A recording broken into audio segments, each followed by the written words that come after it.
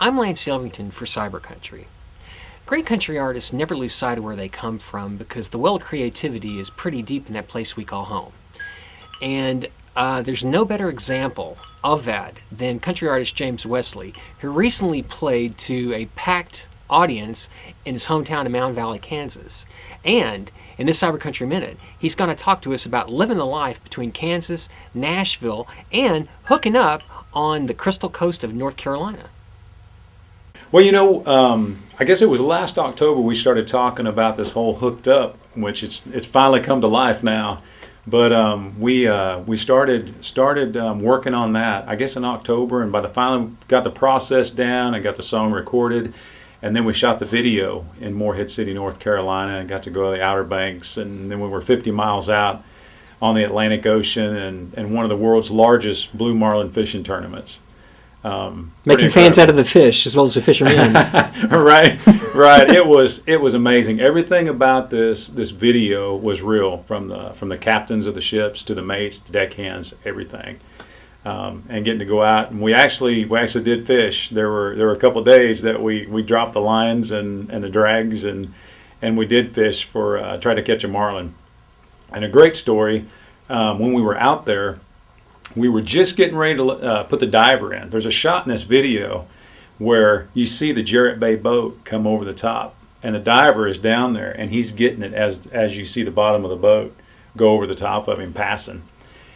Before that, as we started slowing down in the boat, we had our dredges out and everything, and they were starting to drop. And Casey, the captain of the boat, he goes, "Oh, there goes one." And seriously, I said, I've never gone deep sea fishing like that before. So it was like a whole new experience, and I loved every minute of it. But when he hollered and he said, "There goes one," and they tell you that they light up when they see that bait fish, they'll light up in the water. And I kind of thought, light up, really? And boy, and I tell you what, it did. You could see it just vibrant right there in the water. And we had a white marlin shoot across, but he didn't attack it because they were starting to drop.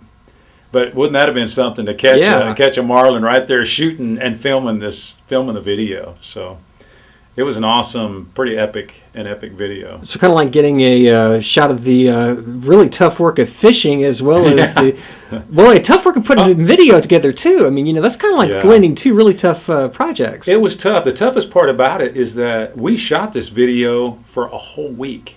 I mean, seriously. So you take a whole week and dice it down to 4 minutes. There's so much. This whole thing, we could put this together, and we could probably make a little movie, a little short movie out of it with everything that we did between, gearing up, and we shot at Jarrett Bay at the Boat Works, and that was one of the things that I wanted to do, was have an old boat behind us that they were getting ready to paint. So in this video, you'll see there's a couple craftsmen behind us that are working on this Jarrett Bay, and you'll see sparks flying, and then one of the other guys was up top working on prepping it for paint. But it went from that. It went to fishing, out in the Atlantic, and then we came back and then we shot a video. And the cool thing about this was that it was all word of mouth. Nobody was paid to come in and be a part of this video, and there were probably close to 5,000 people on the waterfront in Morehead City, North Carolina. The night that we shot that part of the video, we just told everybody, "Hey, look, we're going to film a video, and if y'all want to be out, come out and be a part of it, we'd love to have you." And it was incredible, everybody that showed up. So it was just, there's a difference in a crowd when the crowd almost feels like they have to be there, and then a difference in the crowd when they're like they want to be there. And it was so intense, and just the feeling that they put off, the vibe that the crowd had, it made the video. Well, from what I've seen on your Facebook page too, putting together crowds that give you good feeling back, especially like the one you had recently here in Mound Valley, in Kansas, a hometown crowd. Man, that looked fantastic from the shots I saw. It was unbelievable. I had no idea. I've been wanting to do this for a long time. That was one of my dreams, is to have a show, a concert right in the middle of Main Street in my hometown. And I wanted to be facing Pumpkin Creek. And Pumpkin Creek was the creek that I grew up fishing in, as a kid.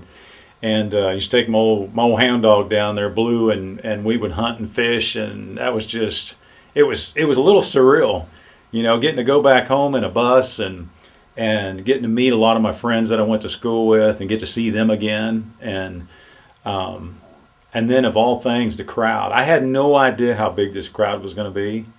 We got there, and then my friend Kimmy, she helped put this together along with Marvin. And I went to school with Marvin, and he's just a good guy. But they put this all together, and we went to the community center, and they fed us and took care of us, and then I had a meet and greet in there. And I couldn't see, because how we set this up, I wanted it to be different than really anything that I'd done before. So I had some of my farming friends, bring their combines in.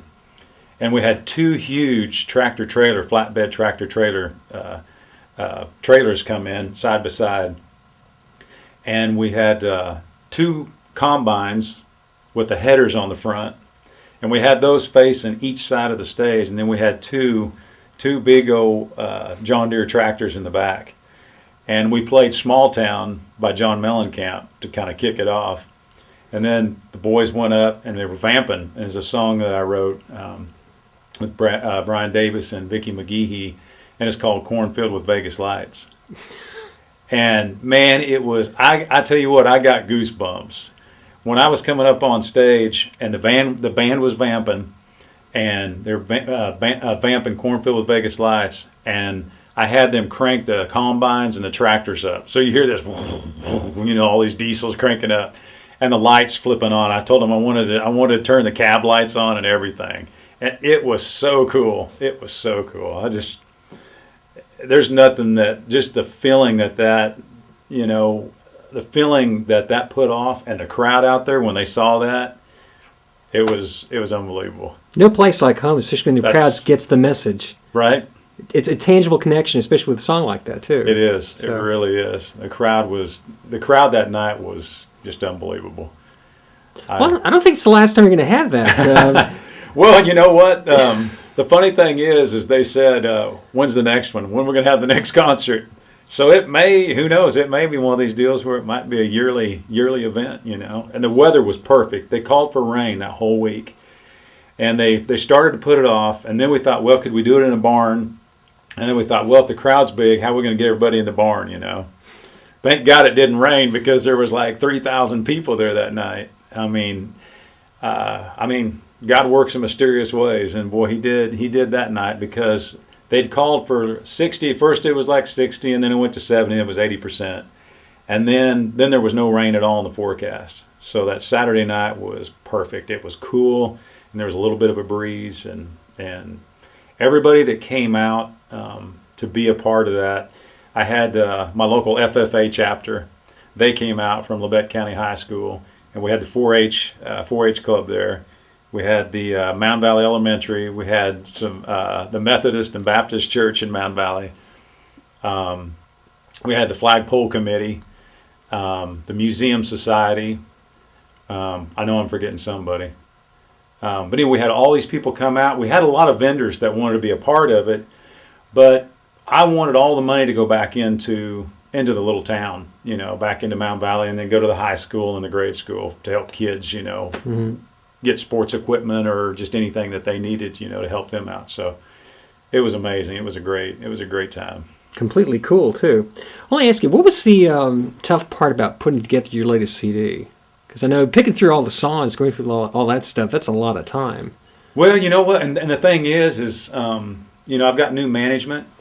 And Lee Willard's been great, and that's one thing that we're still actually working on that and putting together some stuff and with the whole producer, with the whole production thing. So I can't wait to get some new music out there. Every night that we have a show, people are always wanting new stuff, when are we going to get that CD? And I'll be so thankful when I'm able to tell them, hey, go to the table. We got that CD out there right now. Go to Walmart. We got that CD. So well, it gives you another chance to head to the Crystal Coast and shoot a video. Hey, man, and go fishing. That's right. Well, let me ask you, why should anybody go to a show of yours? I mean, if somebody is inquisitive about, what does James Wesley bring, why should they come to see a show? I am what I am. I'm pretty laid back. and I enjoy having a good time when I'm on stage. You know, there's times that, and I don't like when the crowd is like, I've been known to actually move barriers in front of the stage, because to me, there's nothing personable about having that open space in front of the stage, and they're all standing back there, and you know they're thinking, man, I wish we could be up closer, you know, or you hope that's what they're saying. But I've done that a couple of times where I'll say something like, hey, guys, let's move these barriers back just to let the crowd come up closer. And they do, and man, it just, there's something about that. You can feed off that energy that crowd puts out. It makes everybody on that stage work hard. But the thing is, when you come to see one of my shows, we're going to have a good time, and it's going to be, I play everything. I play everything from traditional country music. I'm talking, we might even do a George Jones or a Marty Robbins, Merle Haggard. And I was fortunate enough last year to do a Merle Haggard tribute record, and got to do 2 songs on that with everybody. So that was pretty cool. Wow. Yeah, I never in my lifetime would have thought that, you know, I'd get to do something like that. But I've got a plaque at home, and Merle Haggard signed it. He goes, I like the way you did it, and you did it right. And I'm like, wow. I started crying. I really did when I read that. It really got me, because that was, you know, growing up, the first song that I heard, and it was a song that I got to do on the record, and it was called Lonesome Fugitive.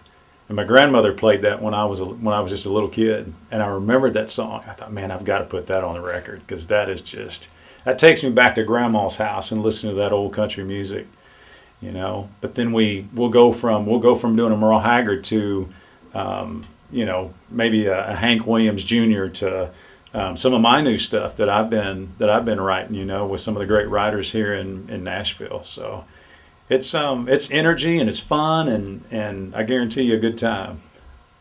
Hey, I'm James Wesley, and you're watching CyberCountry. Go check out my website, jameswesleymusic.com. You can also tweet me at jameswesley1. Also Instagram me. You can find all my stuff on there, our dates, everything, and where we're going to be out on the road. So check it out.